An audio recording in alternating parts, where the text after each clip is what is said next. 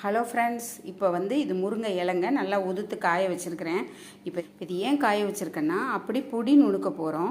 இட்லி பொடியும் நாங்கள் நுணுக்குவோம். இதையே சாதாரண பொடியாக நுணுக்கிட்டும் சூப் வைக்கலாம். அதுக்கு எப்படி காய வைக்கிறதுங்கிறதுக்கு தாங்க இந்த வீடியோ. ஆல்ரெடி கீரையை எப்படி சீக்கிரம் ஆயலாங்கிறதுக்கு நான் வீடியோ போட்டேன். இப்போ இதை எப்படி காய வைக்கலாம் அப்படிங்கிறது தான் இந்த வீடியோ. நாளே நான் துணியில் நல்லா கட்டி வச்சுட்டேன் பாருங்க. இப்போ இது 7 கட்டு முருங்கைக்கீரைங்க. இப்போ நல்லா உதுத்து வச்சுட்டேன் பாருங்கள். அடுத்த நாள் காலையில் இப்போ இதை நிழல் காய்ச்சலில் காயப்போடணுங்க. இந்த பாருங்கள், வீட்டுக்குள்ளே ஹாலில் தான் காயப்போட்டிருக்கேன். கீழே காட்டன் கிளாத் விரிச்சிருக்கேன்.